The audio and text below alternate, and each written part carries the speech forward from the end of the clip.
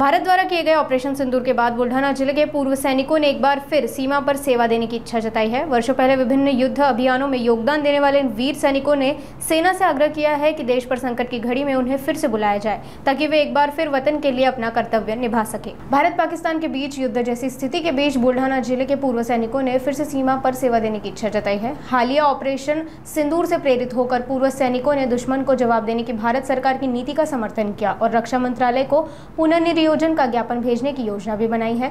उन्होंने ये भी सुझाव दिया है कि अपने अनुभव के आधार पर वे नई पीढ़ी के सैनिकों को प्रशिक्षण देने में भी योगदान दे सकते हैं। या देशाची जी विशाल आपली भारतीय सेना आहे आणि या भारतीय सेनेने सदैव आपला पराक्रम दाखवलेला आहे।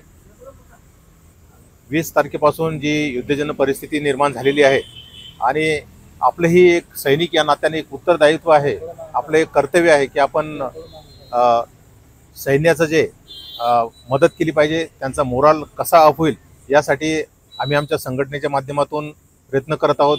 शाळा कॉलेजामध्ये जात आहोत, तिथल्या मुलांना मार्गदर्शन करत आहोत।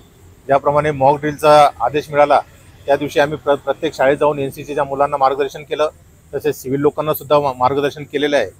आवश्यक नाही की सीमावर्ती इलाक्यातच अशा प्रकारची परिस्थिती उद्भवेल। हे आता सध्याचा आधुनिक युग आहे आणि यात आधुनिक हत्यार आहेत, तर आपण दुश्मनाला सुद्धा कमी लेखू नये। पाकिस्तान जवळ सुद्धा अशा प्रकारची काही हत्यार आहेत की ते इथपर्यंत सुद्धा मारा करू शकतात किंवा आपल्याला उद्ध्वस्त करू शकतात। त्यामुळे आपण प्रत्येकाने तयार असलं पाहिजे, सदैव त्या गोष्टीसाठी तत्पर असलं पाहिजे। आणि म्हणून आम्ही हे जे जनजागृती अभियान या माध्यमातून राबवत आहोत। प्रत्येक ठिकाणी जाऊन आम्ही सामाजिक उपक्रम हाती घेतला आहे आणि या सैनिकांच्या बाबतीत मोरल मोटिवेशनचं मार्गदर्शन आम्ही करत आहोत। सुमल हवालदार पदामधून रिटायर झालेलो आहे। मी जस्ट आता एक फरवरीला 2025च्या दिवशी रिटायर झालो आहे। आता मी सध्या सिक्कीममधून रिटायर झालेलो आहे। 24 वर्ष सेनामध्ये सर्व्हिस करून, तर अगर आम्हाला बोलवण्यात आला तर आम्ही सज्ज आहे।